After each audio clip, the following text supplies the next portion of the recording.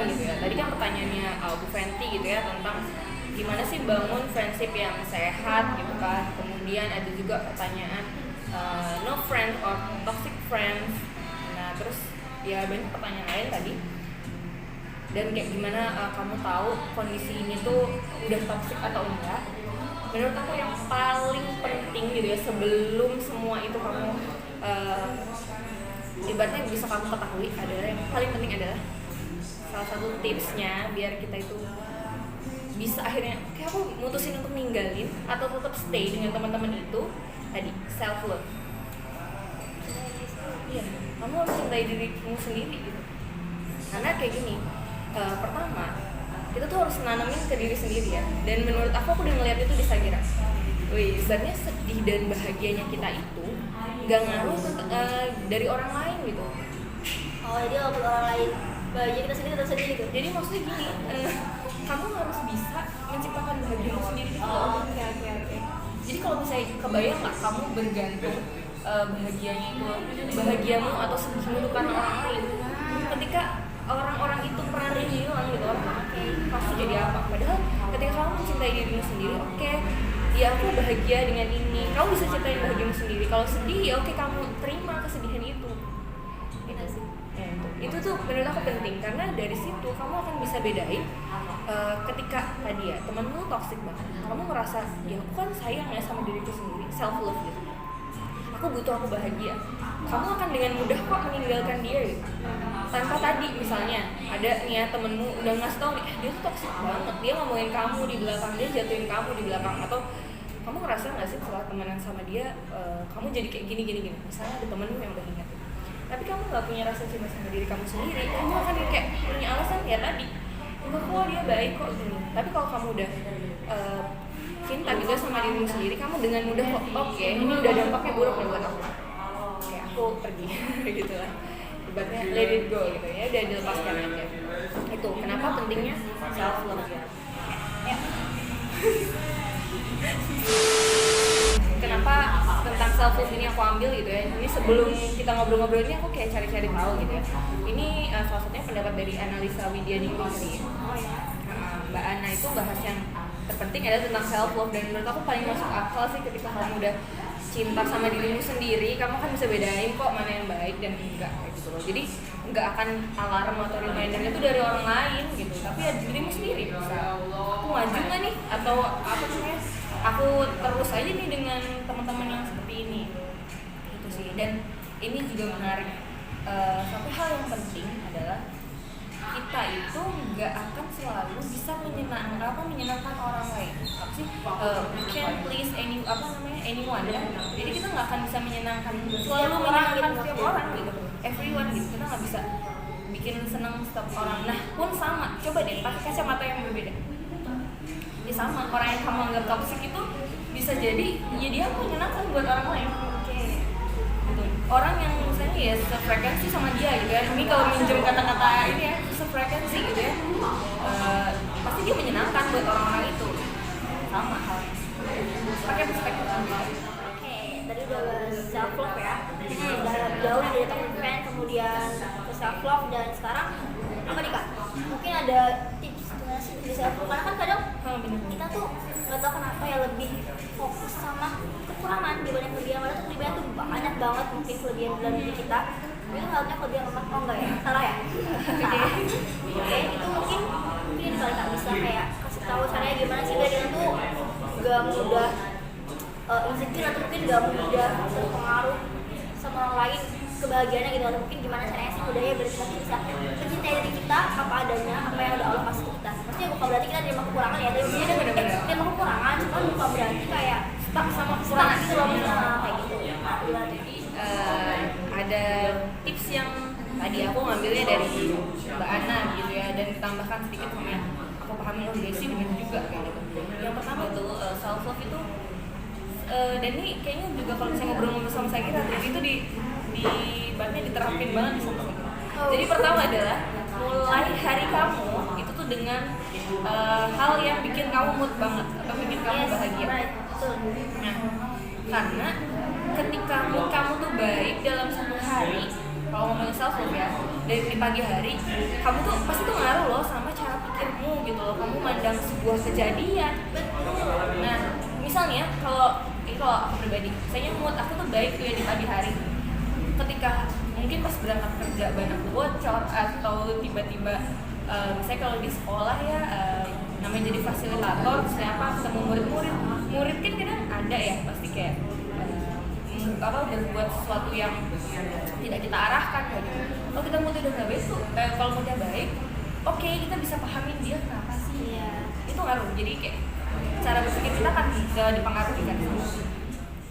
Kayak yang pertama tadi itu kan kita mulai dengan bahagia gitu ya, bangun mood kamu. Dan salah satu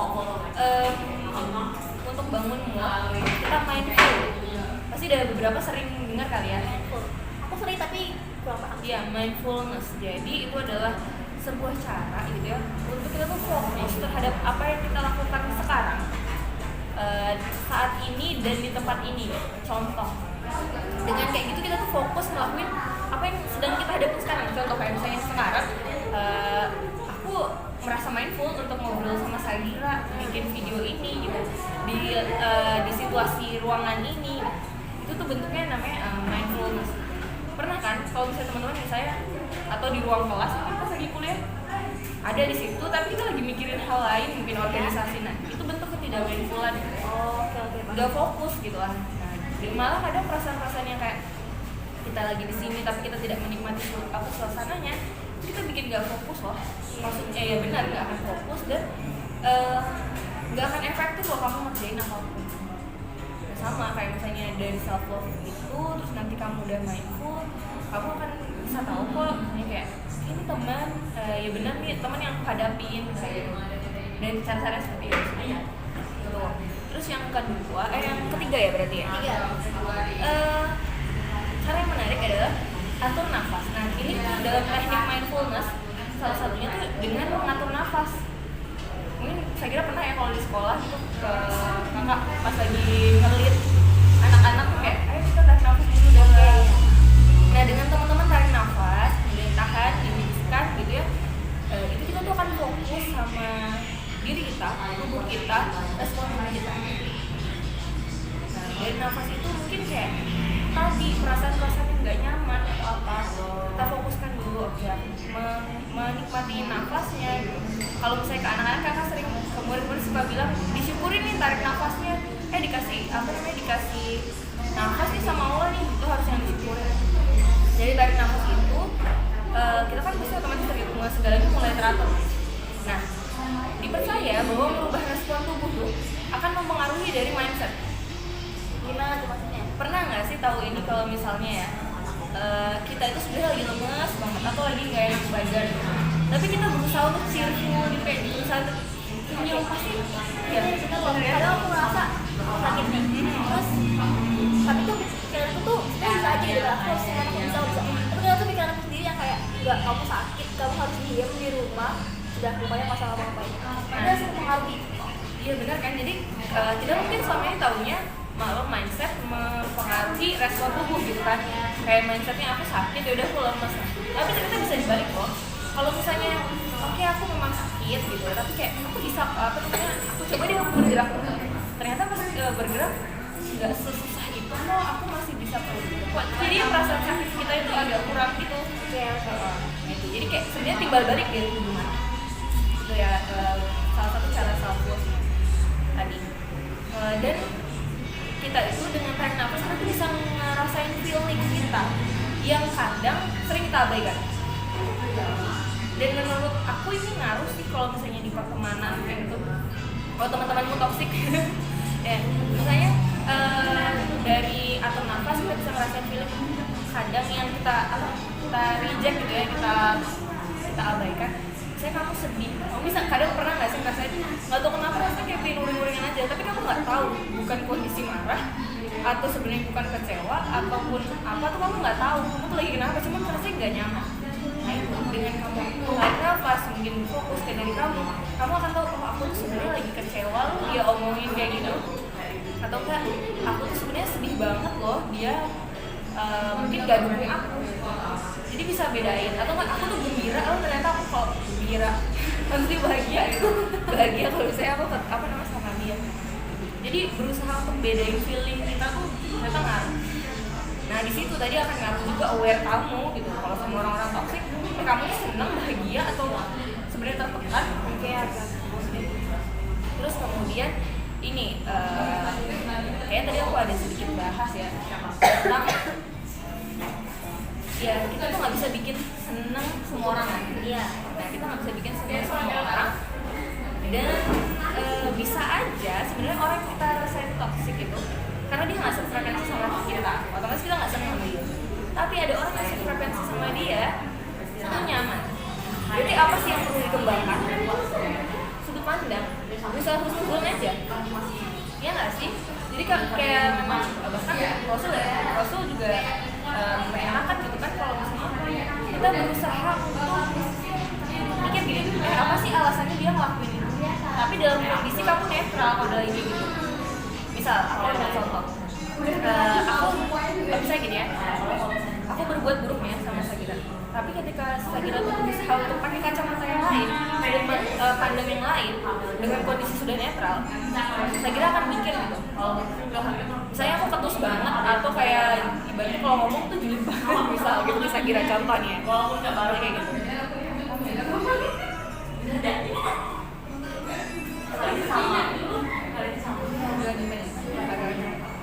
Nah, contoh nih ya, kalau misalnya tadi posisikan diri kita dalam kondisi netral, jadi ini tuh kayak kita mengubah perspektif gitu semua. Tadi kan kalau misalnya kita tuh nggak akan bisa menyenangkan semua orang, bisa aja orang-orang yang kita anggap toksik ini kan dia nggak sefrekuensi sama kita nih, tapi dia punya loh orang-orang yang sefrekuensi sama dia dan orang-orang itu masih senang sama dia, kayak gitu kan.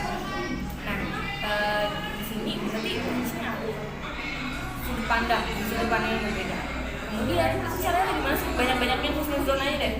Berat sih ya, pasti gitu. Kayak berusaha untuk berprasangka baik sama orang yang buat kita nggak nyaman atau menyakiti hati kita tuh sangat berat, ya kan? Bahkan ini nggak sih Kak pernah yang tentang apa ya? Rasul atau ceritanya sahabat ketika dia membuka pintu dia udah menyiapkan berbagai alasan kedatangan saya ada saudara yang mengetuk pintu, pernah tahu ini? Agak lupa ya itu sahabat atau ini ya atau ceritanya gimana ya. Jadi kayak ketika dia membukakan pintu gitu, saudara sama mungkinnya gitu atau saudaranya, dia tuh berusaha untuk punya 1000 alasan baik kedatangan dari saudara. Itu kan berarti husnuzon dulu nih. Dengan kita husnuzon tapi dengan kondisi netral. Aku ambil contoh gini deh, misalnya toxic friends yang suka julitin kamu di belakang kamu. Misal contoh, di suatu hari aku ketahuan banget nih kalau aku ngomongin Sagira. Ya, misalnya aku lagi ngomongin Sagira nih ya, terus ketahuan. Ya. Nah, kalau misalnya di sini Sagira bisa ubah perspektif gitu ya, misalnya kayak dia berusaha husnuzon sama aku dan kondisinya netral, dia akan mikir kenapa sih kalau kita tuh ngomongin aku ya, oh mungkin ada ucapan aku yang menyakitkan dia, atau misalnya kalau aku tuh lagi gak enak hati makanya dia bisa ngomong itu. Kalau kamu husnuzon ya, tapi kalau kamu tetap jadi diri kamu ketika memposisikan memandang orang tetap pasti kamu akan nyalahin dia kayak ih kalau kamu tuh ngomongin aku deh ya, jadinya kayak gitu kan. Padahal bisa aja kita ubah sedikit perspektif, jadi tahu alasan, karena kita tuh harus selalu berusaha nyari gitu loh. Jadi lebih kayak kita gali, nggak maksudnya kita ayam sesuatu, kita gali dulu nih kayak dia tahu kenapa dia kayak gini gitu loh. Jadi kayak cari alasan gitu loh, misalnya dia kenapa sih ngelakuin ini gitu ya. Terus sama ini self love juga ada tentang kan tadi ya misalnya teman-teman yang nggak suka sama perkembangan baik kita gitu kan. Yang aku bahas di awal itu orang yang dia tuh akan cenderung nunjukin aku tuh gini loh, aku tuh gini loh, aku tuh gini. Pernah punya teman yang kayak gitu nggak Pak? Sepertinya aku yang pernah seperti itu dulu. Oh begitu. Ya semua orang ada di masa seperti itu ya guys, masa kayak ya udah ketika orang mau cerita, Gira tau gak sih aku tuh punya masalah ini loh gitu, atau kamu kayak kalau kamu tuh gini aku bilang gini, ya kamu harus bisa dong ngadepin aku juga dulu kayak gini gitu kan.